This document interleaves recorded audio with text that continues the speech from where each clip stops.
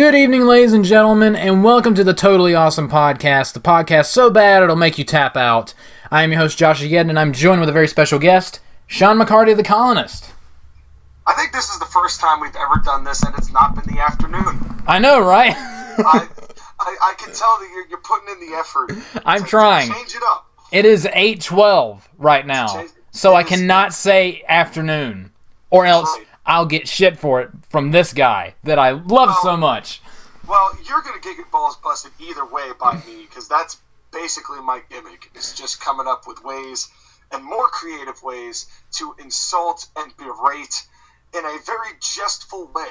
Yes. Everyone around me. And we also are going to have the reincarnated stack of notes known as Skyler Greenberg. He faxed them over to me. Yeah, he faxed them over to me, and we're ready to go. I have not read them yet, so I'm a little concerned. I'm impressed that he actually sent them to you via fax. Yeah. I was almost guaranteed that fax machines were pretty much obsolete. I didn't even know I had a fax machine, but one was in my room, and shit started flying out of it. You never know when you have a fax machine until somebody sends you a fax. And then you're like, oh, fax machine, cool. Dude, does that mean, do cars come out of, fax machines? Because, show me the car fax. Anyway, we're going to move on. You're welcome for that, Carfax. That was just a nice little quick sponsor spot. I hate my life. We'll be expecting our royalty check in the mail. But before we begin the review, I do want to explain something. Yesterday, I tried to do a live stream of SummerSlam 2020, our reactions to it. It crashed, pretty much. It ended very badly. It lasted about 20 minutes. Sean jumped on so we could do it together like we did with NXT. And it just collapsed. So, This, I guess, is going to be its replacement, I guess. This is not a live stream. This is pre-recorded, but... But we are going to try again in a week's time. Yes, because for some reason, there's another pay-per-view next Sunday. Have WWE ever done this before? No, I don't think so. I mean, the shortest time frame is 2 weeks. And I'm sure it will be a bitch, because Payback's a bitch. Oh, yeah. But yeah, we're going to attempt, and I'm not promising success, but we're going to attempt another live stream on Sunday for Payback, if I'm not working Sunday. If I'm working Sunday, we'll still try it, but it'll be late, and it won't be at the same time as Payback. Yeah. But we'll get to that when we get to it. We will see what happens. But I'm going to pull up Skyler's notes real quick. Now, did you get a chance to watch the pre-show? No, I did not. Okay, I will break it down because it had one of the best matches on the show on it, in my opinion. And it was Apollo Crews versus MVP. Of course, Bobby Lashley and Shelton Benjamin were barred from ringside. Those dirty heels in the Hurt Business. And Apollo Crews came out with the new belt. Kevin Dunn put up the old United States graphic. Because Kevin Dunn. Already off to a great start. So, this match didn't last very long. It was maybe 5 or 7 minutes. It really was pretty quick. The Thunderdome concept, what do you think of this thing? I hate it. There's so many things wrong with it. See, for me, it provided me with some quality entertainment, pointing out all the mess-ups on it. Dude, there was one point in one match, I can't remember what match, where half the audience went black.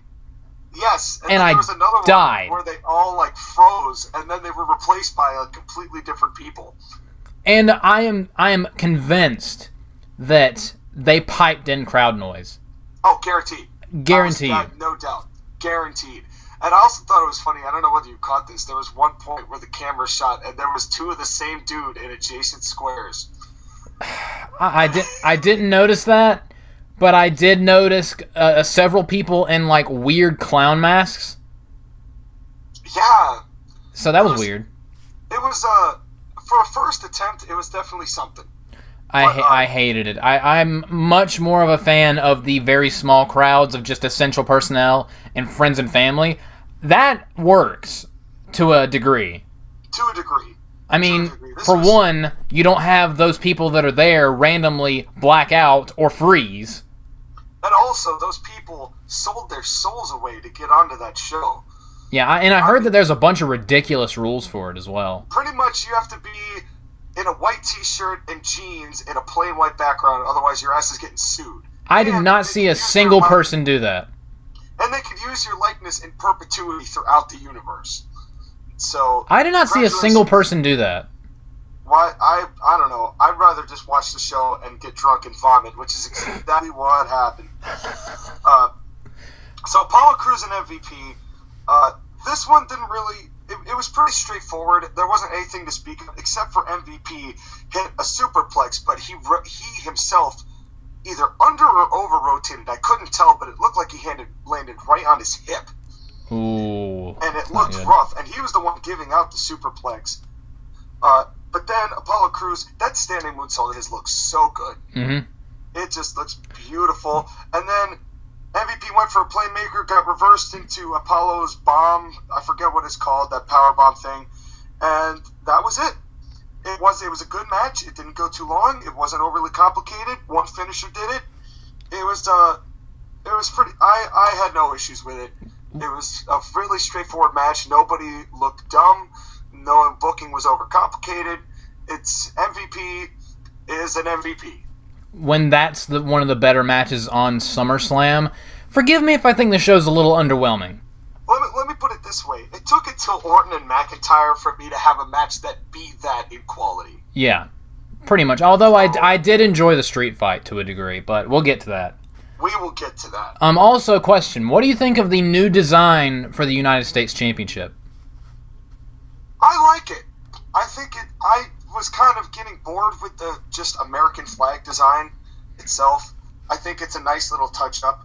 And then I kind of guys fighting for it, so yeah, it kind of reminds me of the WCW United States title, and I've always liked the design for that belt, but I think I like this one more. Yeah, it's definitely a modern taste, but it still gives some tributes to the old school, as far as just like being a classic gold belt. Doesn't look too cartoony. It doesn't spin, so that's a plus. It's not just the same belt over again with a different color strap. And I wish I could say that it wasn't Velcro, but they're all Velcro now, because this is a toy company. And also, charge $500 for a Velcro belt. And also, speaking of WWE being WWE, the first time the new design for the U.S. title is defended on a pay-per-view, it's on the kickoff show. Pre-show. This company hates me. God, this company hates everyone. Happy birthday, Vince McMahon. It does these specific things just to piss me off. But anyway, I'm going to begin reading Skyler's notes because he does have some stuff on the pre-show. Okay, so this is going to take a second. Skyler Greenberg's notes for TAW Gaming Podcast SummerSlam 2020 review. Hello, JoshAgeddon and Colonial Champion Sean McCarty. Your Colonial Champion Sean McCarty. And you also could have called him the Colonist, but whatever. Already criticizing him. Same gimmick. It is Skyler's notes, and they have been written to review WWE... Well, typed. Oh, you're killing this dude. He's going to send us messages for an hour trying to explain himself now. Yeah. You realize what you've done. And the worst thing is... I can't believe you've done this. The worst part is he took time to proofread this, and I'm still critiquing it.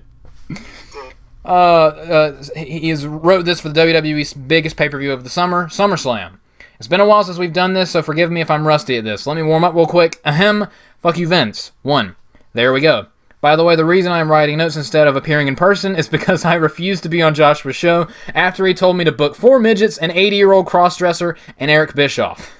Now, in case you guys do not understand what he's talking about, on my show, the Court Martial Podcast, which you should all subscribe to, and the link is in the description for that, we have been doing a fantasy booking back and forth. I have one show, Skyler has another show, and Joshua threw us curveballs in our draft. Hell yeah. That was absolutely brutal to Skyler, making him pretty much bring in the Dinks and Marco Stunt. I gave him a cruiserweight division. And, which he's used to play poker and get fed to Nick Aldis. And that's about it. Speaking of which, he actually does touch on that. Ladies and gentlemen, tune into the Court Martial Podcast Fantasy Wrestling Company booking special in the third week of September with Atlantic Coast Pro Wrestling's Harvest Havoc and National Wrestling League's Hart Foundation Cup pay-per-view events. Hear all your favorite wrestlers, and some you hate, fight in fictional wrestling shows as me and Sean try to out-top each other and book for your entertainment.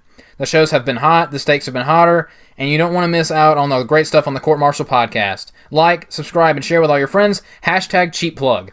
I mean, your plug. He is really, really pushing for a co-host spot. Oh yeah, he really is. That was such a pitch. Dude, this entire paragraph, he did it in italics. You know, what's even funnier than that is that he sent us photos today of him in a suit, so he was definitely gearing up for this. He was totally gearing up to present this pitch. But anyway, I appreciate you, Sky. Skyler, I adore you. Anyway, SummerSlam 2020. Through pandemic and plague, lightning strikes and wildfires, hurricanes and national disasters, hellfire and brimstone, Vince and company will trudge along. This show was up and down, but memorable at the very least. But let's go further in depth and break everything down that happened at SummerSlam, Electric Boogaloo, and see if anyone can have a better match than Pat McAfee. The answer's no. Pre-show. I want to address two things before the actual wrestling. First, Renee Young announced this would be her last WWE show, and I have to say it was a nice send-off. It was low-key. Okay, Skyler, never use that phrase again. I hate the phrase low-key so much. You sound like a teenage girl. Where is low-key, anyways? He's still wrestling? He probably... that's why... If I was him, I would change my name, because that phrase has ruined that. Anyway, I just keep critiquing Skyler's writing at this point. But sweet just like her. You gotta ease up on this guy. He's trying to be a babyface here. You're straight heel cutting him off. Dude, I guess you could say I'm very savage right now. Anyway, she has... I hate my life so much. She has truly been an amazing on-screen personality and has done well in every role given to her. I'm honestly going to skip a teeny bit of this. Best of luck to Renee Young. Whatever you miss is going to be on my podcast. Yeah, pretty much. We are doing a review of this later this week. But, yeah, Skyler and Colonist are going to do their own review of SummerSlam over on the Court Martial Podcast, which subscribe to that as well. Link will be in the description. But, yeah, this is pretty much just best of luck to Renee Young. Second, the WWE Thunderdome looks awesome. I disagree. It is amazing that the WWE production team can do what they can do despite Bucky Beaver being in charge of them. Wow. Kudos to the arena designers for bringing back a big-time arena feel to shows. While the PC is still nice, it still feels small time. I felt like a small way to go back to normal wrestling, and for that I'm happy.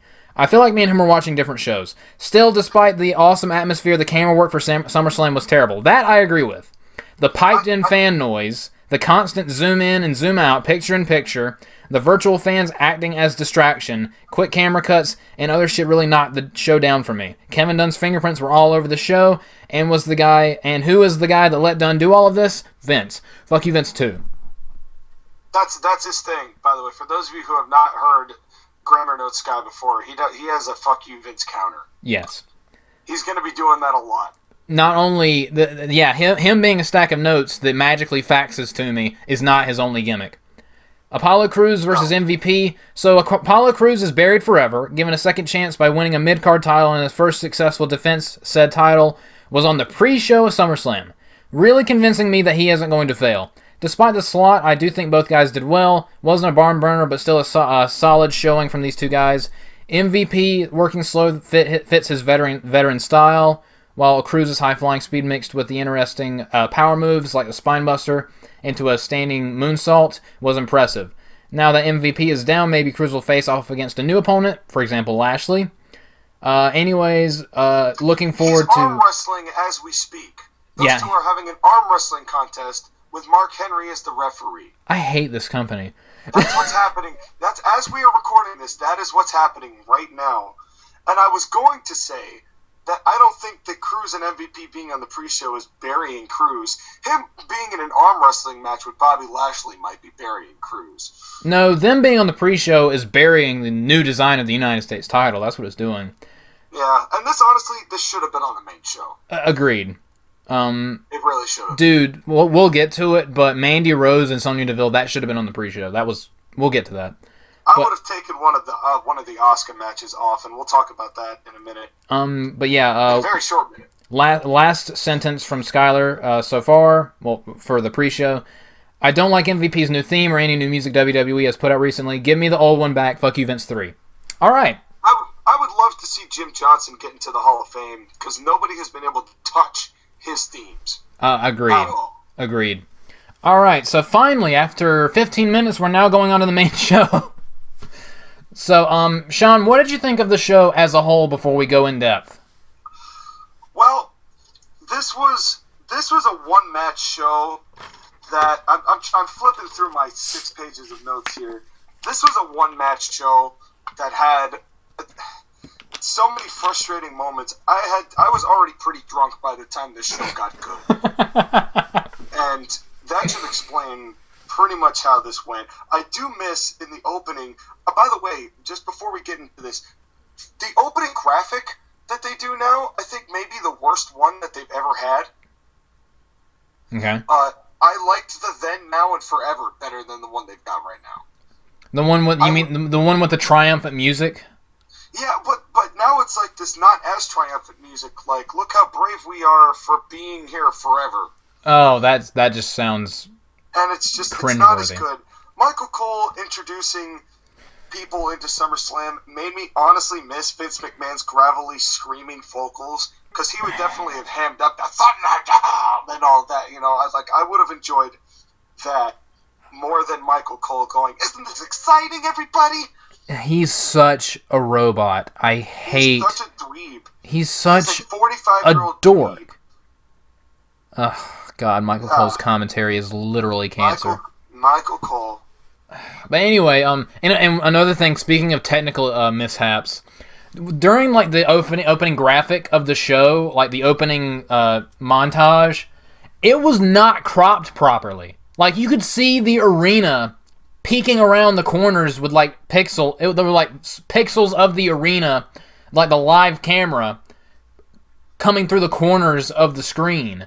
They did not crop this properly. I don't know what they did, but it just looked very rinky-dink. And they already had fan squares blacked out before we even got started. Dude, I was hoping and praying that at one point they would just have a blackout and everything would just go black. That would have. Oh, man. I did like the fact that they shut everybody off to do some of the intros, though. Yeah. Like when Asuka made her appearance and Bayley made hers, they just shut everybody off so that they could add to the graphics of the Tron. All right. Amazing. But the first match of the night, actually second, but not counting the pre-show. Bayley versus Asuka for the SmackDown Women's Championship. I thought this was okay, but it was very clunky. I thought this match was just straight up bad, and I'll tell you why. First of all, this dude Greg Hamilton, who's the ring announcer, can he just disappear? Maybe maybe he could just take a headfirst dive into the Thunderdome and get electrocuted. Wow. This dude is like, it's appropriate that his last name is Hamilton because he's so cartoony that he's just like, and it sounds like he's having a seizure. And it completely takes you out of the moment. He looks cartoony too. Yeah, he does. He literally looks like Ricky Rabbit, who is like not even like a Bugs Bunny. He's like a discount UPN channel Bugs Bunny. Jesus, that is technical levels of hatred right there. This is a straight up burial because this guy, I couldn't stand. Anytime I heard this dude, it just made me want to slug him. He was one of the best heels on the show by being professional and trying to announce. Yeah. But this match, here's my problem with this match. First of all, it went on way too long. It was a match that it started hot, but it never got exciting. Yeah, they kind of just did some moves. Yeah, it was everyone doing things. Bayley doing RKO variations in the opening match, which I'm sure Randy Orton really appreciated. And she did it like 2 or 3 times. And it looked awful each time. Yeah, even the top rope one was maybe passable, but then Bayley starts to work the leg, and Asuka, I've really lost a lot of faith in Asuka tonight, man. And it hurts me to say that, but her selling was bad to non-existent. Yeah. She never sold the leg properly at all. Like, all night. I just don't remember anything from this match. That's how nothing special it was. Well, and there was no heat spot. There was no comeback. And then they did this thing at the very end. Was Asuka had an arm bar as she was not selling her leg on Bayley. Sasha Banks comes up and it's like, hey, look at my Raw Women's title. Isn't it a very cool women's title? And Asuka breaks the hold to swipe at Sasha Banks. Yeah, I noticed that too. Like, she broke the hold. Sasha was yelling at you, but she wasn't reaching in, trying to break up anything. Why? That was dumb. That was really dumb. And then, instead of focusing on Bayley, Sasha gets up on the ropes and sacrifices herself so that Bayley can get a roll-up or whatever it was that retained her title. Asuka looked like a total idiot. And that was an awful small package, too. A small package. Well, it was this was already bad enough. I'm like, come on. If Asuka's got 2 matches, and then the ref, they're saying like, oh, how is Asuka going to be able to handle the leg damage after Sasha comes in and stops it a little bit? What leg damage? Exactly. She did not like she ever sold it. And the double team move that Bayley and Sasha did on Asuka was so lame. It was they just hoisted her up and dropped her, and that was it. At the very least, Asuka didn't get put away by like a belly to belly or an elbow drop or something like that, so she didn't get beat like cold. But this match had no pulse. This match was on life support from the start. It was just long, and just they did not look like they were on the same page, and I would have rather taken this match half as long with twice the selling. On the pre-show. On the pre-show, yes. This was not a good way to start off the show. And something else that bothers me about this, and we're going to talk about this too with the Sasha and Asuka match, Asuka really wasn't involved in the story of the night with these 2 matches at all. Yeah. This was about Bayley and Sasha Banks, and Asuka just happened to be there. Yeah, you're right. Not selling her leg. Yeah. This was not a good way. I did not hate it as much as Sean did. I thought it was okay. But yeah, not a good way to start off a show. No. This was rough. And Dominic, before we get to the next match, Dominic cuts a promo with Ray where it's like, Ray, stay, I don't want you getting involved. I'm very wooden and robotic because that's what I've been taught because I'm WWE manufactured. He was so wooden in this promo. It was incredible. It was like Pinocchio was like, I'm a real boy and I haven't even gotten my nose. He was freaking planky in this promo. Like, yeah. It was really bad. Yeah, Pinocchio from Shrek is like, made him look like CM Punk. Comparison. Yeah. Anyway, Owens showed up. Yeah. Kevin Owens showed up and did a fake out dive on the commentary, which I thought was hysterical. And Owens, the only reason Kevin Owens was here was to promote the fact that he had a segment on Raw the next night. Oh, just got a message from Skyler Greenberg. Raw is on right now, and they're adding matches to Payback. I mean, they have a week to build to the show, so far we have Cruz versus Lashley at Payback for the U.S. title, and a triple threat match between Roman Reigns, Bray Wyatt, and Strowman at Payback. So that's a little premature, don't you think? I mean, they only have a week to build to this show, so they're not even gonna let Roman explain what he did. They're just gonna be like, title match. He Roman literally Reigns just came back. And then tag match. This was the most nothing happening TV Monday Night Raw tag team title match ever. Zelina Vega's hot. That was honestly, that was the main thing that I was interested in this match, was Zelina Vega being super hot. All right, now before we continue, what did Grammar Notes Sky have to say about match number 1? Oh yeah, I almost forgot. Thanks for reminding me. Can't forget. He would never forgive you. I know. I've already tortured him enough. He would never forgive me for this. Okay. Alright, main show, Bayley versus Asuka for the SmackDown Women's title. I am not a fan of wrapping up all the women's titles around 3 women. I honestly think it's cool that they're a tag team and they have all the gold, but that's just me. I like the phrasing of that sentence. Yeah, me too. But probably not for the way that he intended it. Oh yeah, they're all wrapped up together. Makes the rest of the women seem not important. They aren't, but at least pretend they do matter. Wow. Despite that, this was a solid opener to the main show. Very back and forth, and with each other's taking control and trading it at another point. I love Asuka's offense because of how different and unique it is in wrestling. I mean, she does have unique offense.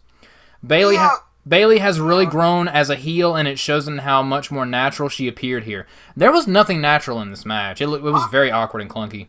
I get his point, though, because, I mean, she was doing some vicious stuff, like, on the ropes and, like, choking out. I will give Bayley that credit. I don't think that her heel work was her that wasn't the reason the match was bad. Sasha taking the bullet for Bayley is great, solid storytelling of the heels getting away with the victory, and leads to the story of Asuka having to fight the odds. They could have done that without making Asuka look like a complete and total idiot. Yeah, they could have done that with Asuka still selling the leg. I'm not going to let this go. Yeah. I'm selling her leg more than she's selling her leg. And Bayley kicking at the fans on the screens at the end was funny. Asuka has a better code breaker than Chris Jericho does right now. Those are fighting words. Skyler, I will fight you. I'll give you a code breaker. Don't you ever say that to me or my child ever again. Chris Jericho is your child? Apparently. What? Wait a minute. You don't know everything about me, Sean. You just completely messed with the laws of space and time, and you expect me to just, like, pass that by? Yes, we're moving on, Sean.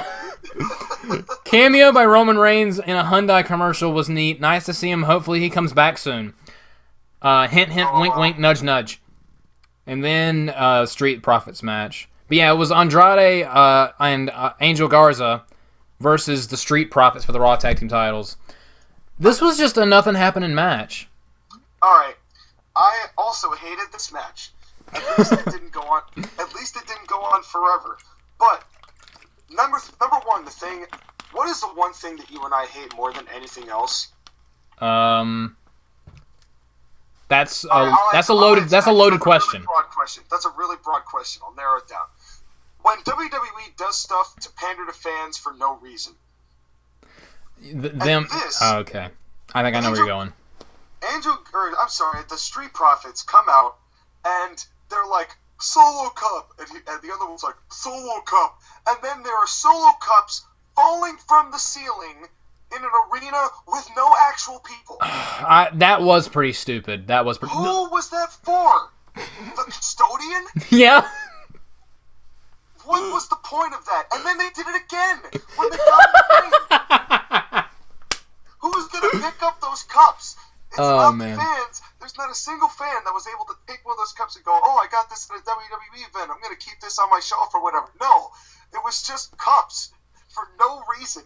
Not even filled. Just cups. This is going to be the first TAW podcast, the first Totally Awesome podcast, where Sean actually has an aneurysm mid-podcast. I don't understand what this was for. And I would love, and then this match was about to get started, and I realized I would love to put a blue dot on Montez Ford's face.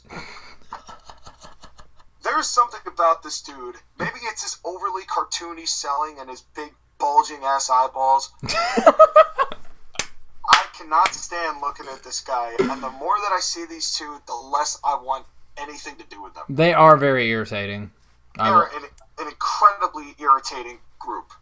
And also, not only was this just a nothing happening match, it was also was it just because they were in the Thunderdome that a lot of people were just clunky and awkward while wrestling on this show? I think that these were just bad matches. It was just an off night for a lot of people.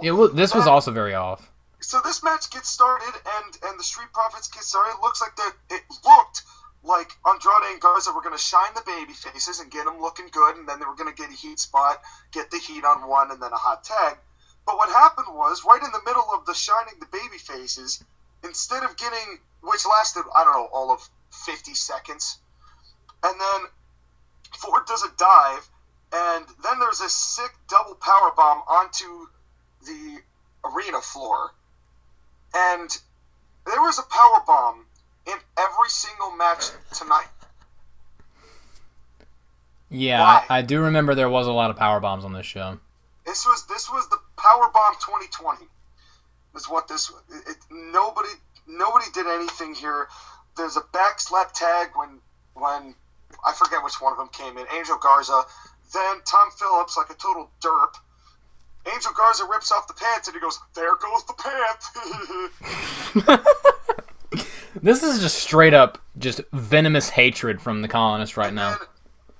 And then, thankfully, Kevin Owens, then Angel Garza has Montez Ford in the corner and, like, punches him in the corner and then just starts screaming at the camera for, like, 30 seconds. Just starts yelling.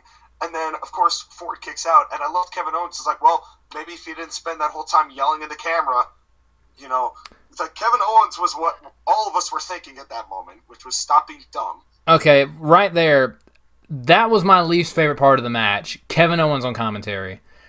I hate it when they have wrestlers on commentary because every once in a while it's okay. But tonight, Kevin Owens was just spitting out the most generic, just obvious lines of dialogue. He was like, if you do this, it's very important that you do this because this will happen. Like, if you attack the arm's no longer going to be used because you attack the arm, and the arm is important. And I'm just like, no shit.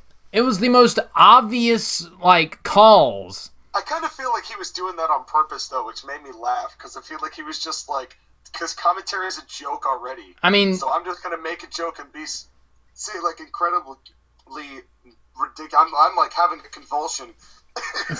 Well, how annoyed I am at this. I hated it. There were a few moments where he actually got to show a little bit of personality, like when Zelina Vega yelled at him and he started yelling at her on commentary. That was funny. He had a few moments, but overall I hated him on commentary. It was so distracting just how deadpan and obvious the things he was calling were. Well, and it's kind of sad when his deadpan stuff was more interesting than most of the match, at least in my opinion. Yeah. And then there's no hope spots, so they didn't do anything where like, Montez Ford could have gotten like a flurry of punches and then the heel shut him down. None of that. It was just a roll through and a cold tag to get Angelo Dawkins. Is that his name? Yeah. And then Zelina, even though the heels were on top, Zelina gets up on the ropes to be like, "Hey, look at my boobs, referee. Come look at my boobs. I'm complaining. What am I complaining about? I don't know. I'm complaining because you're not looking at my boobs." Yeah, come look at me.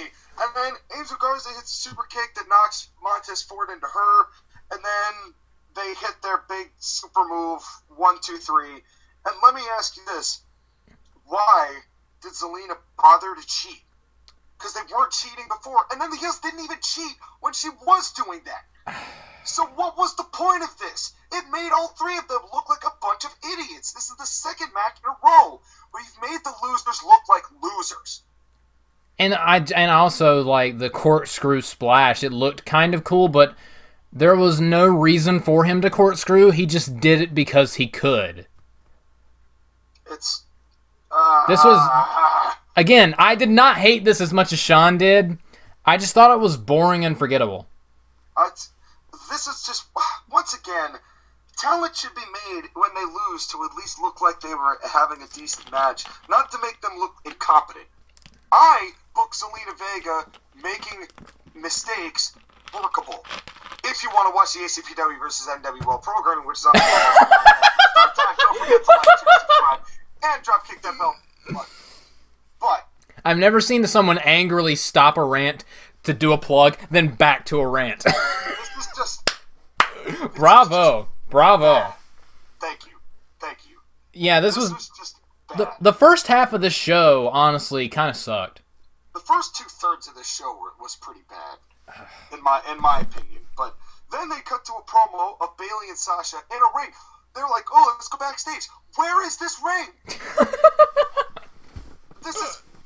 Where is this ring backstage that is all lit up like they're also like in a virtual, like they're in a game console? And they do this talk, and Bayley's just sitting there with a broom, not even hiding it, not even like to make the joke. She's just standing next to it, not even using it.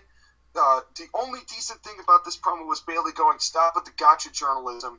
And then Sasha's like, snap, snap, yay, we're friends. And then that was the whole promo.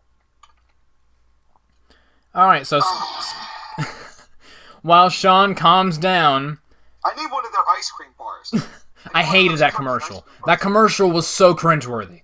You know what made me laugh about that is all three of those wrestlers, up until the end of the show, weren't on programming of WWE at all. That is true. Becky Lynch is gone, Cena's gone, and Roman Reigns, well, we'll get to that later, but, yeah. But still. All right, so Skyler's notes. Brock Lesnar promoting a king-size one of those things. If a ice cream cake whatever Brock Lesnar came out and gave weird F5s to the other ice cream cakes, then I would have liked the commercial. If they make a Brock Lesnar ice cream cake, I am buying the Brock Lesnar ice cream cake. There's some ideas for you, WWE. You want to get merchandising to the next level? Give me a Brock Lesnar, just his face, ice cream cake. Give me an ice cream cake with a picture of Brock Lesnar suplexing someone on it. That would be amazing. All right, what did Sky have to say about this abortion? Skyler's notes for this match. We are wasting Kevin Owens on commentary for this match. I agree, especially because I thought he was awful on commentary. But again, it's not his fault. He's having a dude screaming in his ear. So, Street Profits are honestly a black version of Enzo and Cass. I don't think they're as annoying. They're annoying, but not as annoying, and they can work. I get the idea, but not as bad. Enzo actually cut a better promo than either of these two schmucks. Yeah, but these two schmucks are better workers, I would say.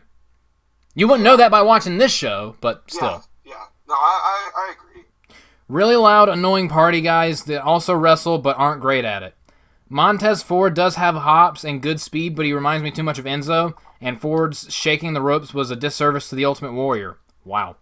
Andrade and Garza are too good That's saying something. You're saying you're disservicing the Ultimate fucking Warrior. Just thinking about who the Ultimate Warrior was, the kind of person he was. Yeah. Continue. Lower than the Warrior. Andrade and Garza are too good to be wrestling the Street Profits and should have wiped the floor with the Profits. Standard tag team match with a heat spot, so hang on, we build to a hot tag with Dawkins, then the hot tag guy, Dawkins, does a few moves, then takes some damage and tags back to Ford, who was the guy getting his ass beat and didn't even get involved in the match.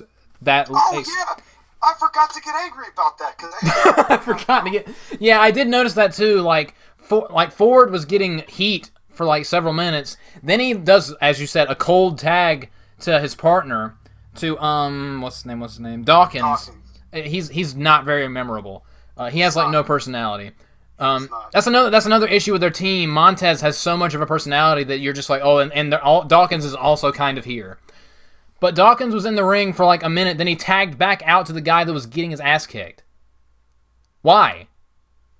Because they do not know how to structure a tag team match at all. What do you think's worse, this kind of a tag team match or an AEW tag team match?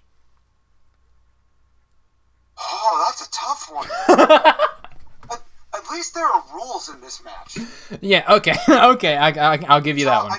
I gotta give it to this.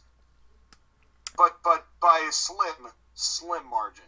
But yeah, he was like, why was Dawkins tag? Why did he tag in just to tag back out to a guy that was getting demolished? And he was like, WTF. Also, the camera angle on Garza kicking forward was so bad. Why the quick camera cuts? Oh, we'll get to more god-awful camera cuts later. Damn it, Kevin Dunn, and fuck you, Vince 4. Miscommunication with Garza, Vega, and Andrade costing the match, because of course it does. This match was okay until it turned nonsensical. Vega was looking hot tonight with the pants and the bra combo. We all agree on... It started out nonsensical. Yeah. We all agree on Vega. Nonsensical. Okay. Oh, God. I don't even want to talk about this next match. Sonya Deville versus Mandy Rose. Loser leaves WWE, no disqualification. First off, the match after this was the street fight. Why would you put a no disqualification match right next to a street fight on a card? It's practically the same stipulation. Shouldn't you have some kind of buffer between two matches with a very similar stipulation? I'm going to talk about the street fight when we get to the street fight. But this match, if it hadn't been for Sonya's steel chair, this just would have been a match. This was probably the most boring no disqualification match I've ever watched. I hated this match. This was so awful. Mandy can kind of work. She was so clunky and awkward in this match. It was like she was afraid to move too much. First of all, Sonya Deville came out looking like broken fucking Matt Hardy. Yes, she did. That I did notice that as well. And this whole thing, they did the build, they did the hype package, and all I could see was Mandy Rose's collagen on that upper lip, and it was killing me. I'm like, And she looked like she just got out of a shower, which was weird. Yeah. She always looks like she just got out of a shower. But it just looked weird, and her hair was stringy, and she usually doesn't look like that when she wrestles. And they talk a lot about Sonya's MMA background. Sonya has been in this company for 5 years. Have you ever once seen her use that MMA background? Ever? Slightly in NXT. When? Name me specifically when you saw Sonya Deville use the MMA background. I can't remember. Exactly my point. But they bring it up every time she's out. Also, Sonya Deville's never been that good. Mandy can kind of work. They were so off on this show. It might have to do with what happened to them recently. Didn't they get chased by a stalker or something? The stalker tried to kidnap Sonya. Okay. And got arrested and without bail. And I guess they had to run out of the house and blah blah blah. Even though, judging by the look of that dude, Sonya probably could have popped him one and his head would have been popped right off.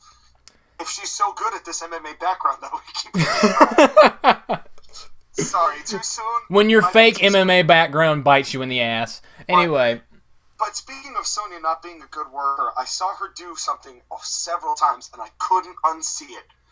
When you hit the ropes, from everything that I've inferred from watching Al Snow videos and Jim Cornette videos and a whole bunch of other guys who do instructions on how to work, you don't hit the ropes square.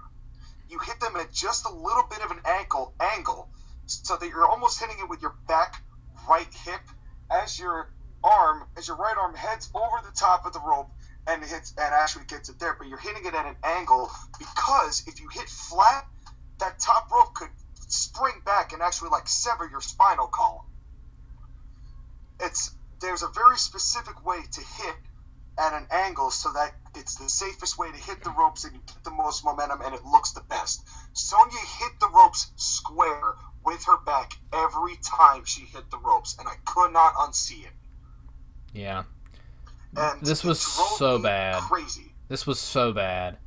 And again, the thing that bothered me most in this match was Mandy. I mean, it was like she was afraid to do anything. She was so careful, and she honestly was like she was wrestling like a turtle, if that makes sense. This is a no disqualification match. These people are supposed to be mad at each other. This is something I'm going to say about the whole show. This was the most gentle no disqualification match I've ever seen. This match and this whole show was way too sterile. Agreed. Nobody was mad at each other for all of these blood feuds that they were supposedly building up. Everything was so clean and crisp and airtight and friendly when they should be beating the piss out of each other, especially in a match like this. This is the one where they rotated the faces in all the different spaces on the Tron. Yeah. But then two things in particular really pissed me off about that match. Yes, that's one of them. They brought a table out and never used it, which infuriated me.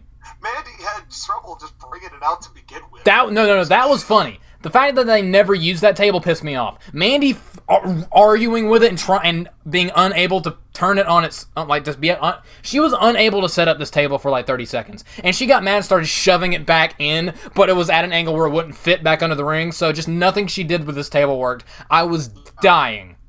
I wrote when she brought that out, I said, what are the chances that they're actually going to break that table? Apparently 0.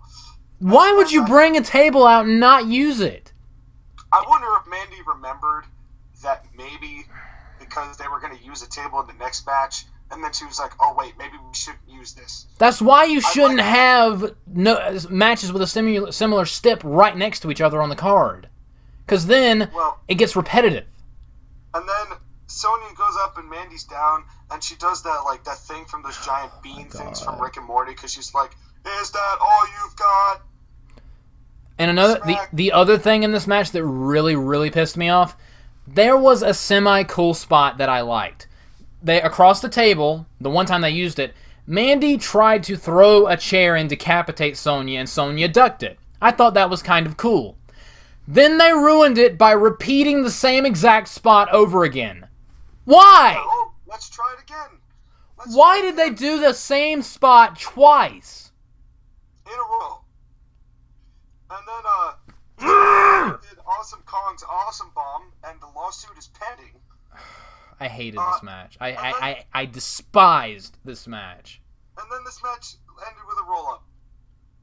Mandy won, and Sonya tried to act upset. No. She just... The finish of this match was also stupid. The finish of this match was also stupid. Mandy hits her finishing move, that big pedigree-ish move, that sit-out implant buster.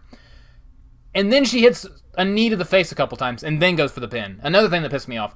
Once you hit your big finishing move, you go for the pin. You don't hit your finishing move and then hit one of your regular moves a bunch of times and then get the pin. That was dumb. What, is this the Magnation? Yes. Get a 1 count off your finishing move, a 3 count off a hip toss. Well, off a punch. Yeah. Jesus, this Not match even the Megatron punch. And just yeah, a regular punch. Neither of these two can act. They can barely wrestle, and this was awful. The Kool-Aid Man shows up. I hated this. This was bad. Third match in a row that was just straight up bad. The first 2 matches I was very indifferent towards. This one I hated. I absolutely hated this match. But Skyler's thoughts. Given the real-life circumstances both of these women had to go through running from a stalker, Mandy was at Sonya's house when the guy showed up, I have to give props to both women for doing this match tonight. It did put a damper on their storyline and the hard work they did, especially Sonya's promos, which would have been some of the best during the no-crowd era of WWE. Still, I thought this was a decent match and a good way to cap their story. I frantically disagree. It's very rare for women in WWE to get a one-on-one match at SummerSlam without a title on the line. They did that last year with Charlotte and Trish. Without a title on the line. That was awesome. Yeah, and that was an awesome match because you had 2 people that knew how to work. This story and match all felt like it was showing how far both have come as wrestlers. Mandy regressed in this match. I feel like me and Skyler were watching different shows. Mandy winning was the right choice, and while Sonya may be gone for now, I hope she isn't gone forever. Of the 2, I feel Sonya is a better all-around, but because she may have other interests outside of wrestling, given her emotional space at this time, given the stalker situation, it makes sense for her to step away. If this is the end of her career, I do feel like she left on a good... What show were you watching? What good match was this? I do feel like she left on a good match and on her back like a wrestler's supposed to. Mandy having trouble setting up the table was funny, that I agree with.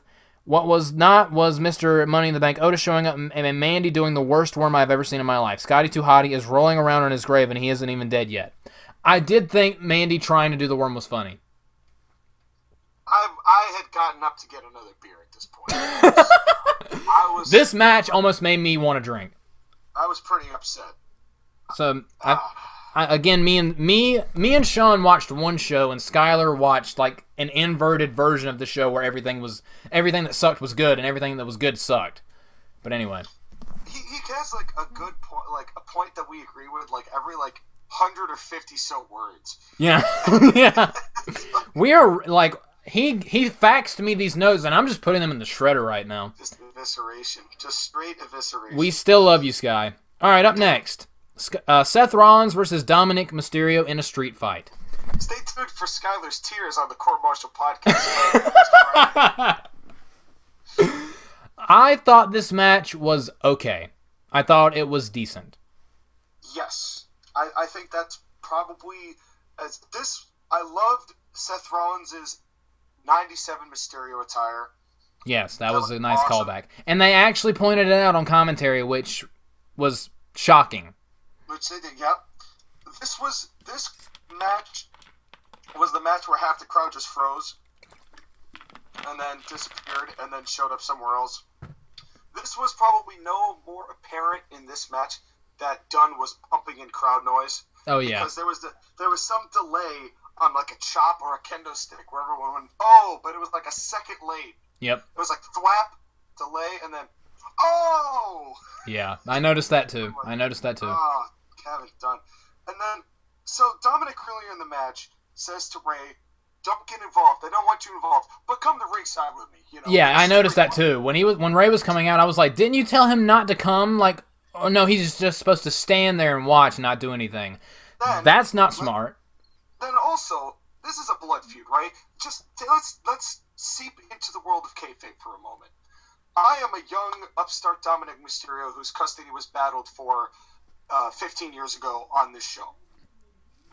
My father just recently had his eye removed forcibly by Seth Rollins. This company is ass. Anyway, I personally was caned to shit by Seth Rollins and Buddy Murphy to the point where my scars, I have to cover up with this weird Mustafa Ali vest. I hated his attire during the match. The hoodie kept getting on his head and it was distracting. It was probably distracting him too.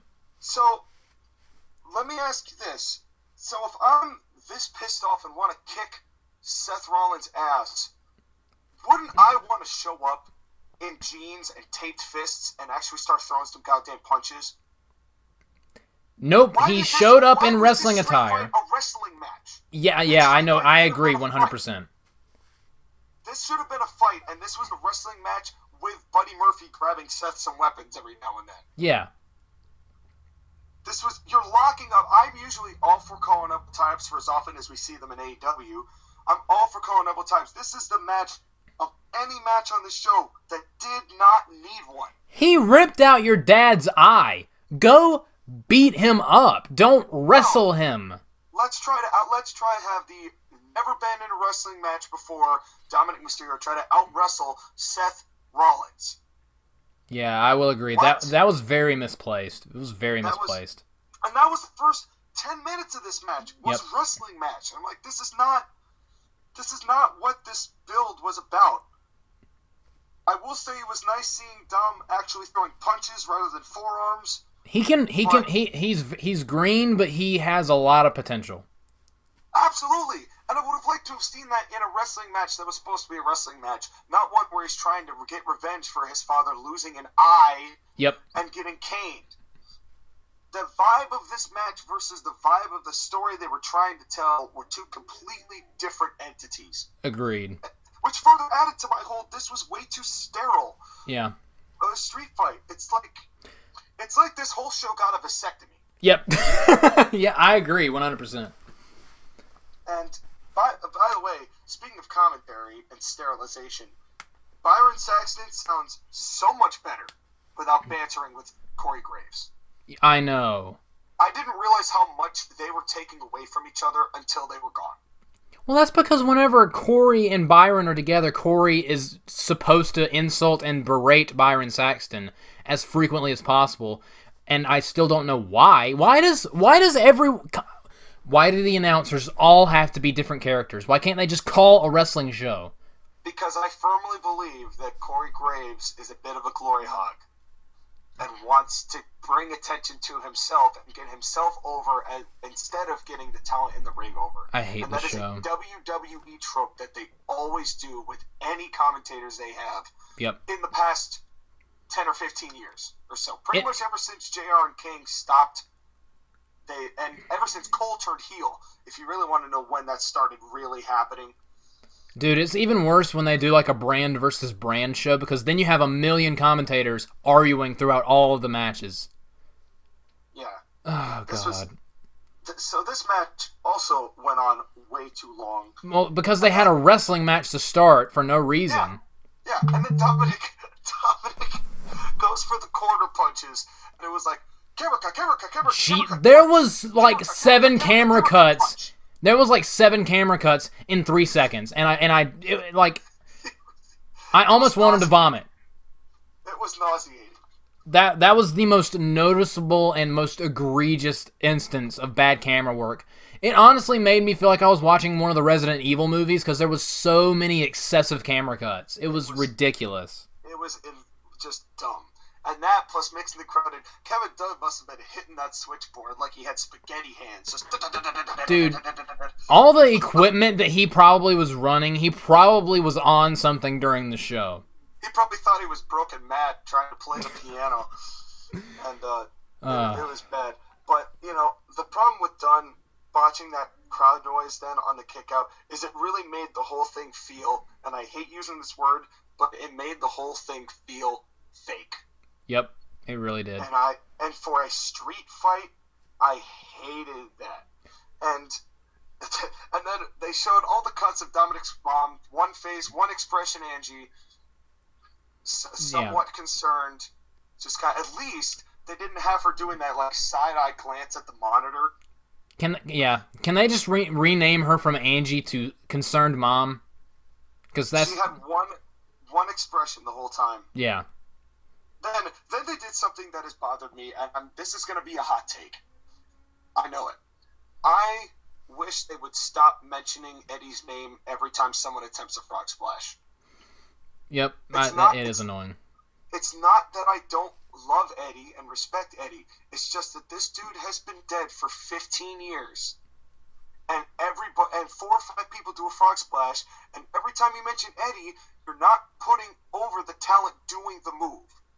You're putting over Eddie, and you're making people remember Eddie's work instead of trying to elevate your talent to make them feel more important. I 100% agree. You know, it's like, and I love Eddie, and they said, I forget who said it, Uncle Eddie was proud, and I was like, you mean Father Eddie. Yeah, I was thinking that too. They had no trouble bringing up, oh, by the way, Rey Mysterio and Eddie Guerrero had a match like 15 years ago. The one thing they did not mention was the stipulation for that match. Yeah, they should have mentioned Dominic's history at SummerSlam. Yeah, that very conveniently forgot that stipulation. Then Seth Rollins destroyed Dom with a powerbomb. Oh, that was a vicious powerbomb. Absolutely brutal. The best powerbomb of the night of the 10 we got. Actually, I disagree with that, but we'll get to in the next match. We'll get to that. But this was a pretty sick powerbomb. But then the commentators, then they started getting annoying. They're like, Rey Mysterio can do nothing. It's a street fight. Rey can get involved anytime he wants. Oh, he made a promise to Dom. It's a street fight. First of all, you shouldn't have cornermen in a street fight to begin with. Yep. Second of all, it's no disqualification. You can do what he wants. He can do what you can literally do what you want. It's just, it was just so, it was infuriating. And then Seth laid on top of Dominic in a very non-PG way. He was doing his best Velveteen Dream impression. Yeah. But again, Dominic is too old for that, man. Yeah, that is true. That is true. And then Seth did for a blood feud street fight that's supposed to be all really nasty and big tables, and they did the Russian leg sweep table spot, which is okay. And they did the kendo sticks and all that, and then this match ends with a regular wrestling curb stomp. I did like how he was laughing and covering Dom while looking into Mysterio's eye while he was handcuffed in the corner. I did like that visual. Just the absurdity of you saying, look into Rey Mysterio's eye. Yeah. Well, look. He has one. This company is ridiculous. I like the finish. I did like the finish. as dumb as a lot of this was, it's been the best thing that's been on the main show. It was up very to this much. point. It eclipsed everything else on the show thus far, because at least something was happening. But it was long. Yeah, it was a little long. It was really long. All right. And it was not a street fight. It was a wrestling match plus a few less rules. Yeah. All right, so Skyler's thoughts on this match. Seth Rollins versus Dominic street fight. Seth Rollins taunting the Mysterio family by wearing attire based on Ray's match with Eddie from 97 Halloween Havoc is ironic considering... Wait, hang on. Wait, I lost my place. Ironic considering Dom used the finishing moves of both Eddie and Ray in this match. Last match only used chairs and wasn't all that violent for a blood feud, but this match more than made up for that. For a guy who was making a debut at SummerSlam, Dom showed no nerves and did pretty well himself. He showed some good lucha libre and very much is a product of his dad, Ray, and his other dad, Eddie. Rollins was a bastard in the best possible way to make things uncomfortable. This match was slow in spots and did go long, but was made up for with great storytelling, facials, and trash talk. Ultimately, the storytelling was pretty good, although having Ray's wife be involved was a bit much for my taste. Still, it did what it needed to do, and Seth winning was the right call. While I like Dom, I think he needs more training, and I would put him in NXT. I agree with that. She didn't get involved, though. She walked out with her one expression on her face, stood there, and then left. Well, that's not involvement. Yeah, the scary Seth Rollins started walking up the ramp, and she scurried away. Yeah, and he was maybe, 60 feet away from her before yeah. he got a hit? They must have had, some kind of restraining order or something. This was silly. Up next, Asuka versus Sasha Banks for the Raw Women's title. I actually liked this match. I thought it was good. Not great, not awesome, but I thought it was good. Well, Bayley should have brought that broom with her on this that she used for that terrible clean sweep joke. Just because it would have been something else to make this interesting for me. This was better than the first match. I thought this was way better. They actually seemed like they were on the same page in this match. But once again, Asuka, sell the fucking leg. They tried to cover it up, being like, "Oh, Asuka's trying to hide the pain." No, you should be. The people want to see that Asuka's noticeably hurt. You could work so much more with that, especially because you set that up before. Sell this leg, limp from the start, try to hold it together, but force yourself to limp, and then the people can see, oh, she's hurt. Is she going to be able to rally up? And despite the adversity and the advantages that Sasha Banks clearly has with Bayley on the side, and Sasha Banks being healthy, and Asuka now clearly in pain with her leg, can Asuka do it? It's so subtle, but it adds so much more to the feeling and the energy and what you're trying to tell with a match. Just sell this. What a speech. Why did speech. she get pyro the second time she came? Yeah, I didn't understand, it went later in the show when Drew came out and he had pyro. I mean, I get it was for the camera, but it was there was no reason to have pyro on this show. It wasn't as dumb as the cups raining from the sky. The cups but still, was the worst. The cups was absolutely the worst. But I will say, this match had the nastiest powerbomb. That sunset flip powerbomb to the outside, Jesus, that was nasty. The way Asuka's head just bounced off the mat on the outside, that was nasty. Good power bombs were the only redeeming quality of this show in a lot of ways. Yeah. Up to this point. Before that even happened, though, Asuka put a knee bar on Sasha on the outside. Yeah, I know. Yeah. What? Do you not realize what you're trying to do here? Yeah, you could get counted out here. You could be counted out. Sasha could be counted out. And you can't make her tap. Which match was it where she tried to put someone in an abdominal stretch and they just fell over? I think that was the Bayley match. I think that was the first match. Yeah, that was another thing I noticed. But anyway, yeah. But this, there were several knee bars in this whole show that all of them looked bad. Yeah. All of them looked bad. I did like the Matt Riddle and leave it alone. I did like the DDT from the top rope. I did like that. that was pretty cool. That ankle lock was atrocious. Yep. Kurt Angle, somewhere, was feeling a disturbance in the force. Yeah. And then Asuka hits a missile drop kick because her leg apparently was never hurt to begin with. So, look at that. She's been in 2 matches. Could she have acted like it? Could she have sold like it? But Sean, she has endurance. I don't care. I don't care. It's not up to the commentators to try to explain why Asuka is not selling. It is up to Asuka to sell and then have the commentators accentuate how resilient she is because of how hurt she is to get the rally and come back. Dude. It puts the commentators in a bad spot. No one on the show, obviously no one on the show has been to see Rip Rogers recently. 3rd frog splash of the night. Yep. Attempt by Sasha Banks. At least she didn't hit it. Because this was when I was like, okay, we get it with the frog splashes, but at least, like, she moved out of the way. And then Sasha Banks hit a John Cena STF, the Banks statement.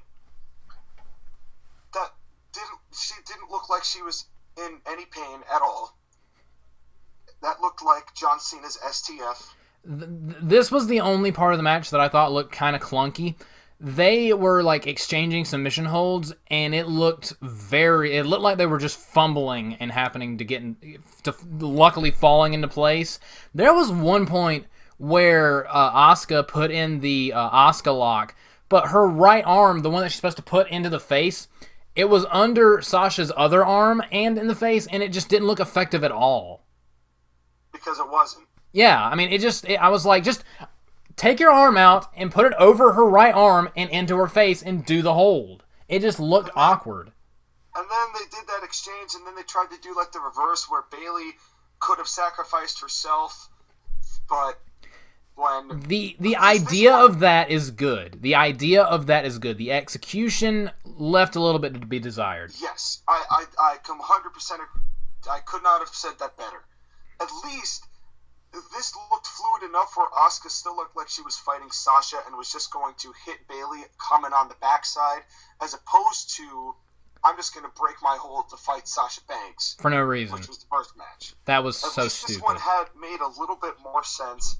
And then it's a clean tap out. Sasha Banks tapped out. And now Bayley's going to be the heel for the Sasha feud. And I don't know how to feel about that.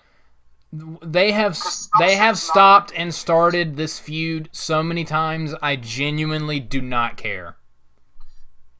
Sasha's not a good babyface. Bayley's okay as a heel, but like I said, these 2 matches did not even involve Asuka even. Yeah, she was just kind of there. These 2 matches on this card were about a storyline that they've been teasing, like you said, for years, that we just don't care about, that the commentators had to practically just sell the entirety of. And explain the entire time. Yeah. And I'd rather them not have a women's division than do this kind of garbage.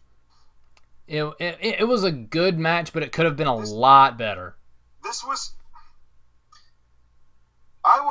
it up to me, I would have had Asuka beat Bayley in like 2 minutes because of a miscommunication that they had. And then Bayley, being jealous of the fact that Sasha still had a title, cost Sasha in the same way here. Then, at Payback, they could lose their tag titles because of Bayley either turning on Sasha or something like that. But then they could say, you cost us all the titles, they have a reason to fight each other, instead of whatever the hell this was. Yeah. It's not that hard.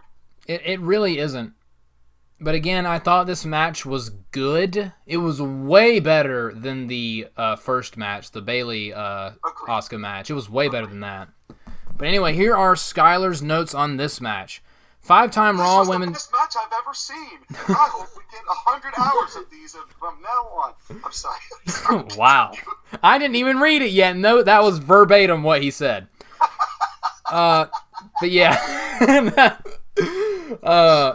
And also, was this Sasha Banks' first title defense of the Raw Women's title? Yeah, and they mentioned that Sasha had never successfully defended her title. Oh my god. Why is that a thing? She has literally never successfully defended the Raw Women's title, ever. Because... I hate this fucking company. I hate this company. Sky. Go ahead, Grammar Notes. God, Jesus Christ. I'm gonna jump out a window in a couple of minutes. Well, anyway. Until the end of the podcast. Yes. Yes. Just a loud crashing noise, and then Sean has to take over. Alright. Five-time... I can't do this on my own. They gotta wait for that until Friday when I'm on the Court Martial podcast, where you'll hear a second review with Skyler Greenberg. Don't forget to like, share, and subscribe. When he reincarnates from a stack of notes and a fax machine into himself. Into actual human form. Yes. Anyway, so... Five-time Raw Women's Champion Sasha Banks has never successfully defended any of her singles championships. Fuck you, Vince 5. This match had some big hits. That sunset flip powerbomb by Sasha to the outside was nasty. I agree. Sasha was very vicious in this match, and Asuka brought out some great moves. The finish of this match with the slick transitions from the submission hold to submission hold. There was not any slick transitions in this match. It was very clunky, in my opinion. The only thing that was slick was what I did after this show had ended, and I'm not going to say... Wow, I'm going to go back to reading now. Okay, this is the worst part. This is even worse than saying low-key earlier. He said, the finish of this match with the slick transitions from submission hold to submission hold was chef's kiss. Skyler? When I jump out the window, I'm taking the fax machine with me so I can run it over in my car. My truck. Hey, I need him for that podcast on Friday, which is the Court Martial podcast. Hey, when I run over the fax machine and he reincarnates, he'll only have a concussion. I like how we're just setting the rules for this universe. The finish seeing Bayley not taking the bullet for Sasha after Sasha took the bullet for Bayley was interesting. Of the two matches, I would say Bayley versus Asuka was the better match. Oh. I think you put it the best when you said that this... I like the idea. The idea for this was okay, but the execution left a lot to be desired. And he actually says something after that egregious misinformation from Skyler a second ago. He says this that I do agree with. Asuka's selling of the leg injuries was inconsistent throughout the match with Sasha. But I'm sure by inconsistent he meant non-existent. Yeah. But it's okay. He's been known for grammar mistakes before. We'll give him a pass. Yeah. But it's subjective. They were both decent. If subjective is the word, my friend. Boy, he's gonna have another thing coming at this podcast on Friday. I'm looking forward to this. Oh man. It was mentioned these girls have to defend the tag titles at Payback next week and perhaps plants the seed for their singles feud. Despite the fact that it has been 6 title changes, 50 years, one hair dye job, and one emo haircut since I started this. Is Sasha Bayley going to fight each other storyline? That is true. Alright.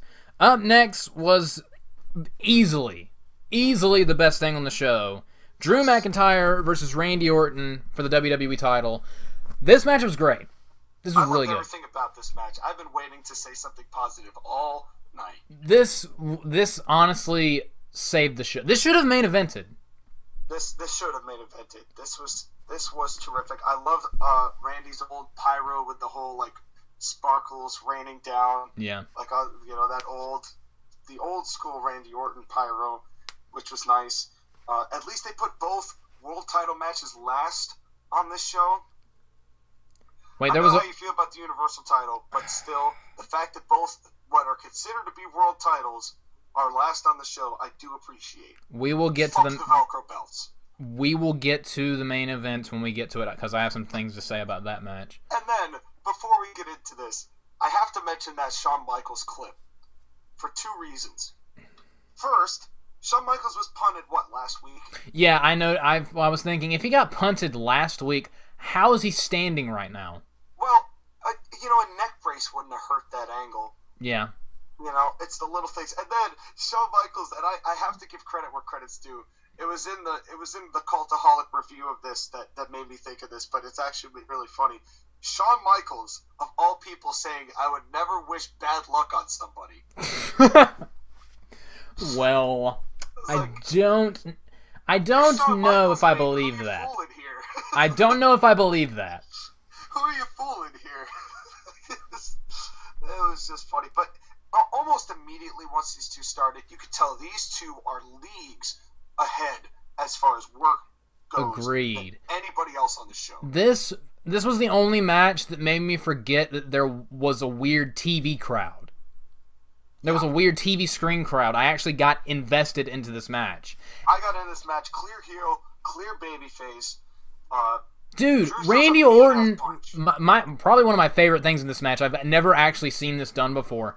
When he raked Drew McIntyre's eye during the match, his eye, well, not his eyeball, but his eye area started bleeding. Yeah, he actually got some juice. I love that. Fingernails, Randy. Yeah, yeah. And then he headbutted Drew McIntyre, I guess, a little too hard that he cut himself open. Oops. And then Randy hit a NXT Championship winning back suplex onto a table. Oh my God. Just to the lamest. What that was. Okay, if you missed it, we did do a live stream of NXT TakeOver, and it's both on my channel. But if you want to see that live stream minus an echo, watch it on the Colonist channel, the Court Martial podcast. I'm not trying. This time I wasn't actually trying to plug it, but it's. But yeah, if you want the superior version, then go watch the Court Martial podcast. Thank you. That was the. But that was how the NXT title changed hands. Was a back suplex. And he calls it what? I don't care. The domination Saito suplex. What his finishing was a back superplex. It's a back suplex. An astounding lack of creativity. It's this. And then, can we go through one show without having an announced table spot? Every show. Honestly, it's getting to the point where I like announced table spots, but they do them every single pay-per-view, so they have lost all meaning. Yeah. And then they didn't even bust the table, and then they do a camera shot of people reconstructing the table. I didn't notice that. And they had the crew. They had like two guys in the background. As Orton's, I think, just putting the boots to Drew, as the guys like resetting up the monitors and just like getting everything nice and neat. And yeah. But yeah, these two guys worked their asses off. It was great. Like, this match was awesome. Unlike how Mandy Rose was stiff earlier, and when I say stiff, I mean just clunky and just barely moving. This was a good kind of stiff. It looked like it hurt. It looked like they were trying. Yep. It looked like they were brutalizing each other. And honestly, they kind of were. I mean, Randy Orton clawed Drew McIntyre's face, and then he proceeded to headbutt Drew McIntyre, so already busted his own head open. So they were legit beating the crap out of each other. It was laying it in without being robotic. Yeah. It's and Drew hit a great spine buster. There was so much actual selling in this match. And there were no finisher kickouts in this match. Oh, there were no finishers. There were no finishers. There were no finishers. There was attempts, but yeah. the pulling the ref to the eye rake was a great heat spot. Yes, it was. McIntyre getting the juice, Orton getting juice. It's honestly made me feel a little bad that blading was outlawed, because that would have amplified this a lot. Oh yeah. But I think it's okay because they're obviously keeping this feud going. Yeah, you can tell that by the finish.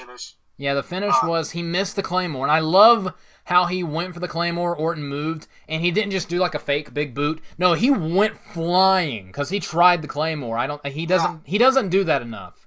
Yeah. And then Orton went for the RKO, counter backslide 1 2 3. I know some people. Finish. Yeah, me too. Because you can tell it sets up for more later.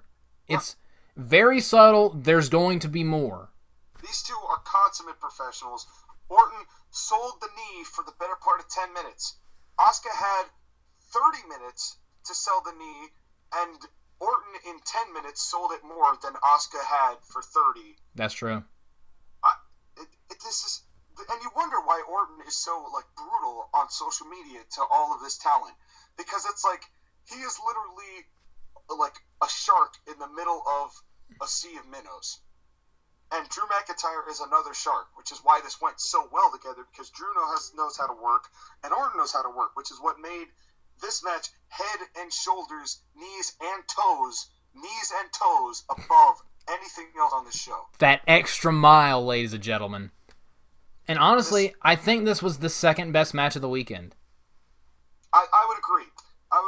Only because Pat McAfee's heel work was great. Only because Pat McAfee was an amazing heel, and him being them having a good match was a complete and total surprise. Yes. Drew and Orton, you kind of knew they were going to have a good match. Yeah, you kind of knew. This was the only match on the show I was even looking forward to. But I would also say that their match also looked better in comparison to the dredge of garbage heap that we'd seen up to this point. It was by far the best thing on the show. Yeah. And I swear to God, if Skyler thinks this match sucked, I'm going to actually kill him. How bad did you hate this match? Alright, so, when this match was not given the main event slot, I admit I was slightly upset, but given what happens later on, I can understand it. I disagree. It's weird having a Falls Count Anywhere match for no title in the main event of the show. I mean, but we'll get to that. The video package before showing the rebirth of the Legend Killer, Randy, was great. Drew's portion was fine, although the narrative that Randy has been handed everything his entire life, A, is correct, and B, is as tired as Big Show turning heel. I don't know if I agree with that. Drew's portion of being a hard worker in the package was also good, and Drew is not someone you want to piss off. Also, we got a Cody Rhodes cameo on a WWE pay-per-view. They also showed CM Punk getting RKO'd.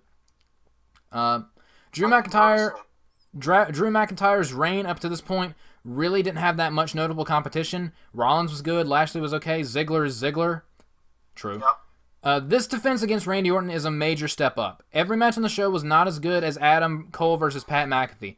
But this match, we can safely say, was better. Again, we disagree. He says this match was better than Cole versus McAfee. I don't know. I don't agree with that. But again, it's only because Pat McAfee's the best heel ever, and it was a complete surprise. They were both really good. They were both really good. He says, go back to TakeOver 30 for that match alone. I agree. Drew McIntyre throws the best punches in wrestling because they are close-fisted at the head and look like they hurt. Agree. He also has the best headbutt ever. Orton picking apart McIntyre is classic heel work, but not many guys do. Randy even got Drew to juice hard way when he used his boot-rubbed stomp on the face of Drew right in between the eye. No, he didn't. That's not how he busted him open. He literally raked his eye. It was a fingernail. Yeah, it was a fingernail. It was just a sharp-ass fingernail. Yeah, he needs to trim those things. He needs to trim his goddamn fingernails. It's freaking Freddy Krueger. Drew returning the favor by getting Randy to a juice after some salt. Again, Randy headbutted Drew McIntyre and busted himself open. Drew's spinebuster was a thing of beauty, agreed. Drew doing the figure four and knife edge chops to taunt Randy after Randy punted Flair was great in-ring psychology, I agree. Mm-hmm. While this match was fantastic, the finish was kind of anticlimactic. It was that way on purpose, because it's telling you that more is coming. That was me saying that, not him. While this match was for a wrestling match with so much violence in it, the roll-up was a weak way to end everything. Still, everything up to that point was great, and this is easily my favorite match of the night. I would not mind a rematch, and we will probably get one at Payback. All right, up next. What just occurred to me is that 3 of these matches ended up in fast one versions, but they did 3 different styles. They had a small package, they had a roll-up, and they had a backslide. Yeah, that is true. That's weird. I mean, why? The first 2, fuck them. But this one actually had some purpose to it, which I thought and was definitely worthwhile. And also, you just got to remember that not every single big-time match like this can end in just a straight pin or a straight submission. I think people too often want that all the time for every match. Yeah. And you just can't tell proper stories that way. I would have taken this backslide over a DQ or a countout or something worse. This is the first WWE title match in 2 years that did not end via DQ or countout at SummerSlam.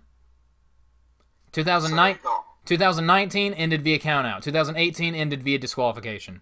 And 2017 was Jinder Mahal. Jesus Christ, the WWE titles had a rough SummerSlam over the past couple of years.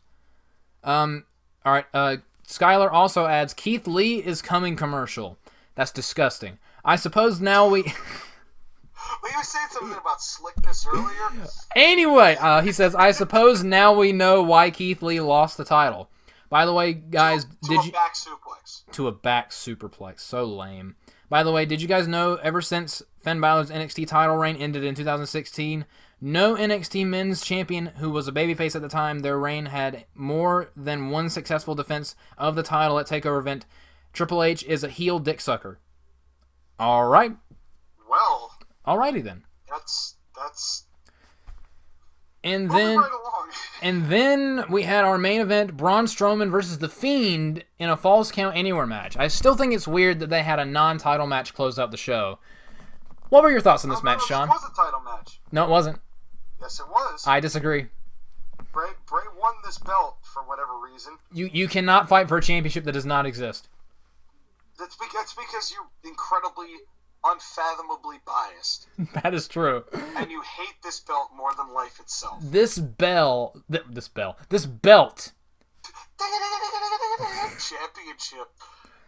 This pile of trash is not a championship. But if you want to know why I think this, go over to the TAP podcast. Yeah. There's a pretty significant barrel of this belt. Yeah, and this. Okay. What are your impressions of this? First off, just as a whole, this feud is absolute garbage.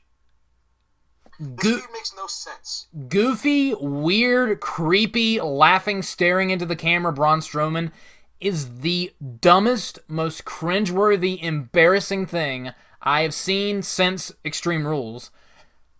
And with the whole eyeball thing. But every time he like creepily like cocks his head and laughs into the camera, I want to turn the channel because it is so embarrassing to watch. I don't understand this whole feud. I don't either. It's so stupid. So, Braun Strowman got kicked into the lake of reincarnation, or whatever, and bled to death underwater.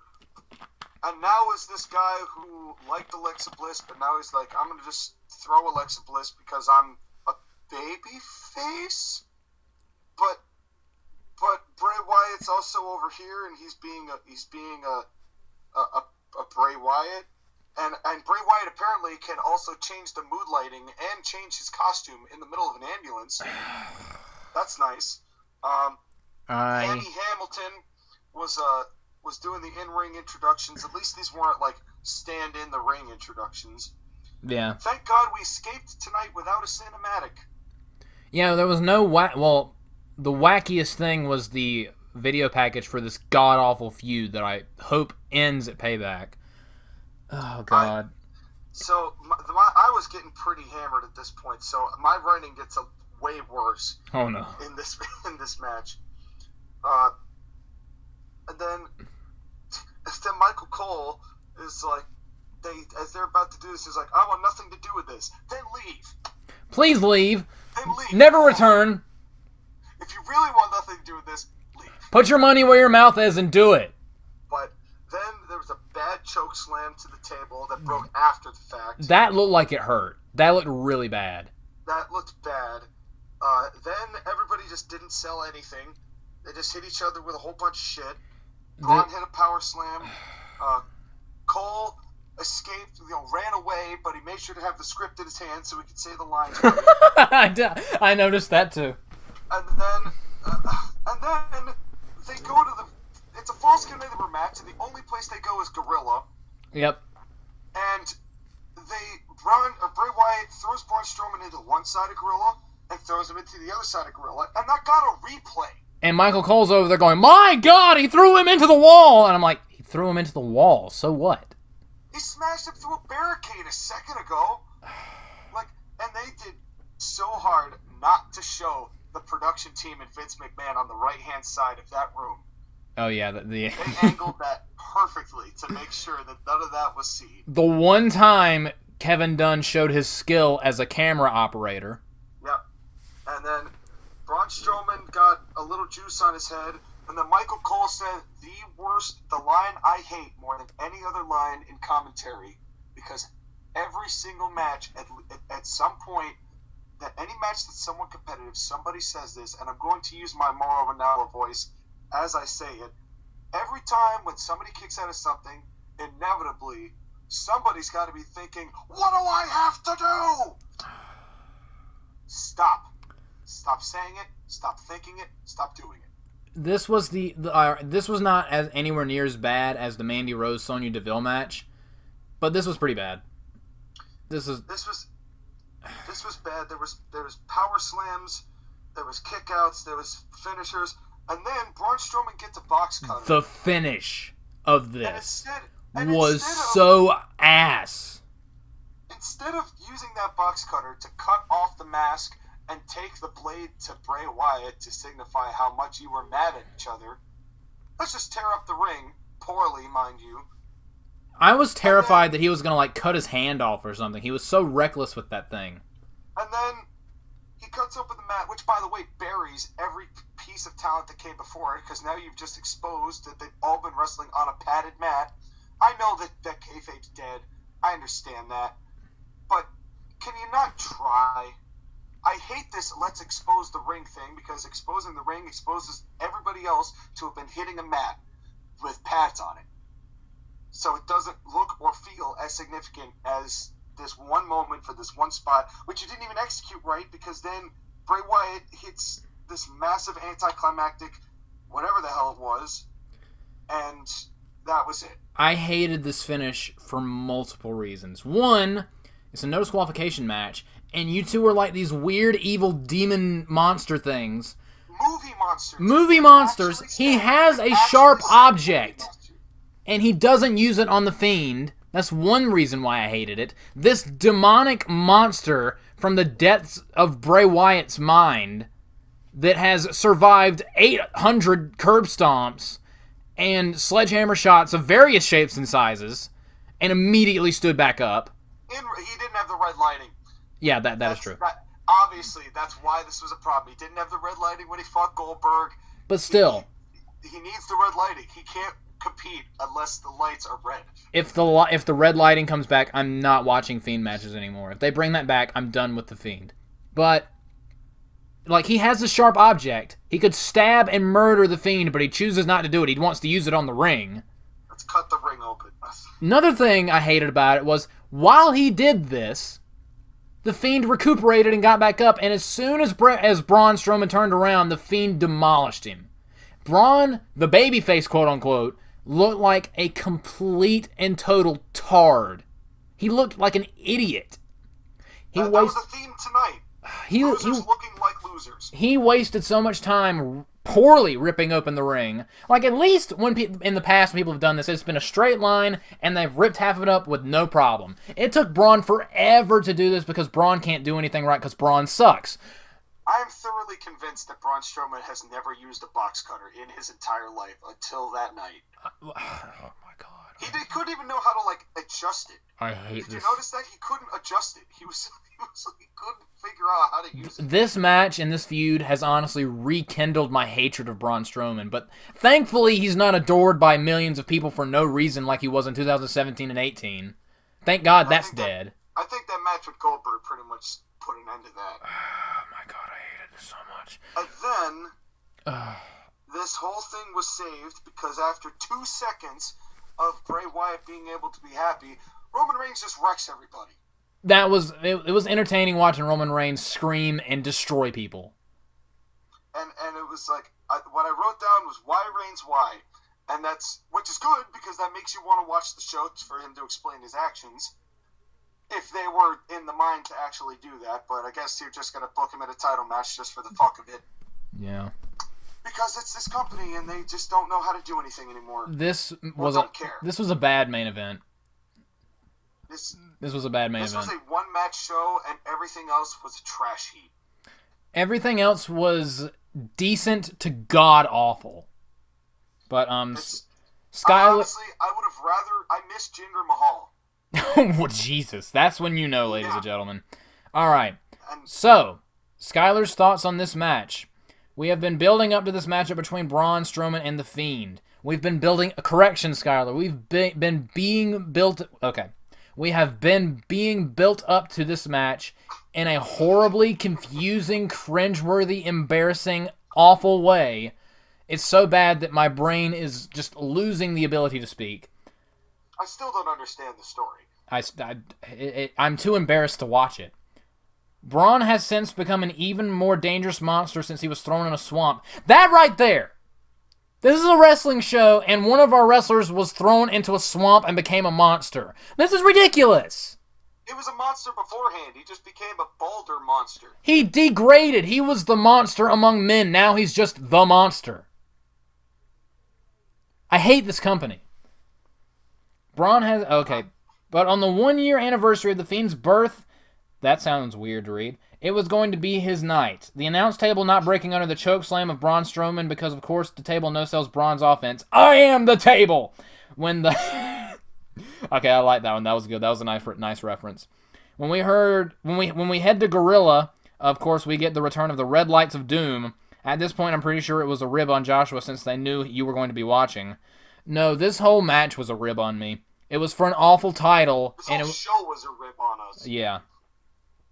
The brawling backstage is typical backstage brawl stuff. Throw people into stuff with wrestling moves done in between. Braun Strowman is an idiot because he takes way too long to cut the ring and then loses because of the... Okay, this is not how you spell Uranagi, Skyler. He spells it Y-U-R-A-G-I. That's Uragi.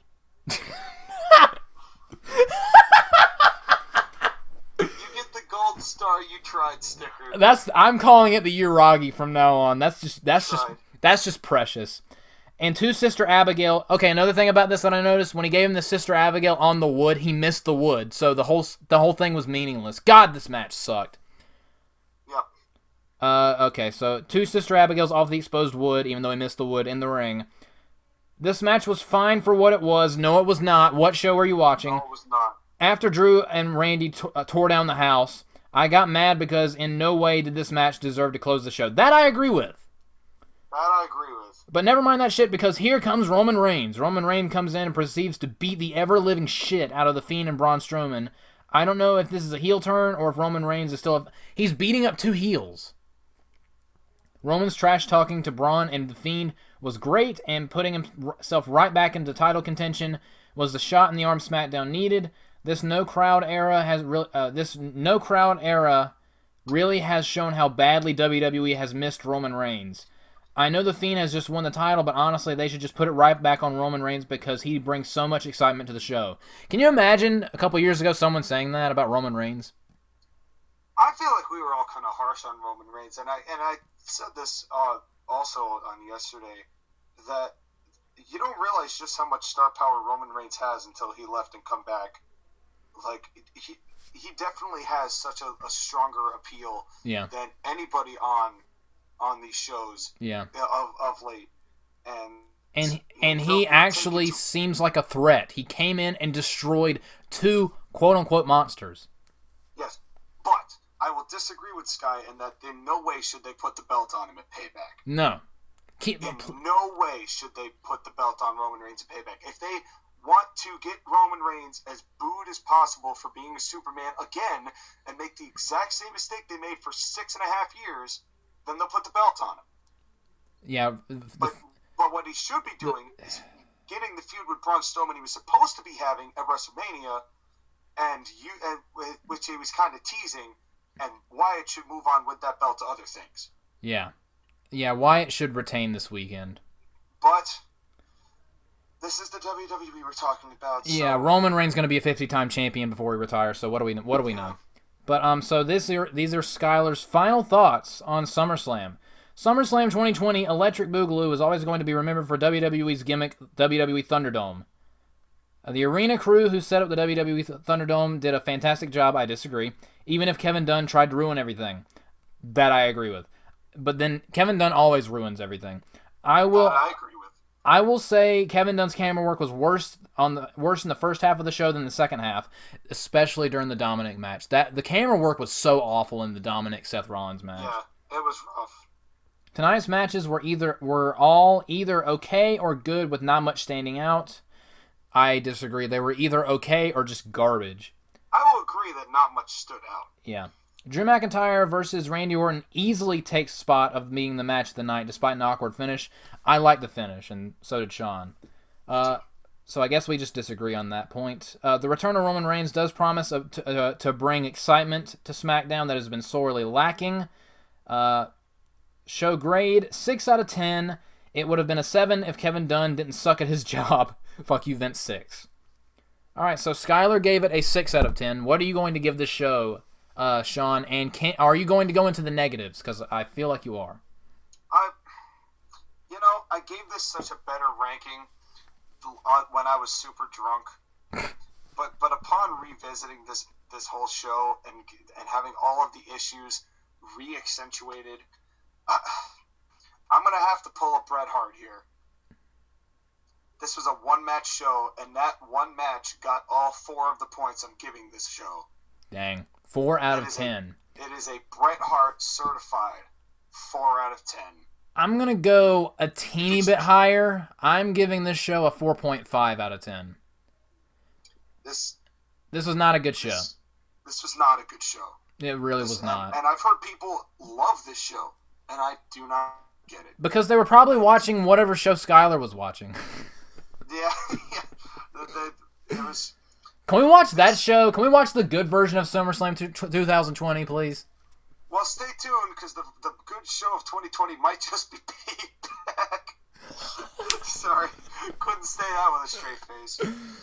But stay tuned anyway, because we might be live streaming that, so more to come. Yeah, I kind of wish that like my stream worked for this. Can you imagine us streaming live to this show we just watched?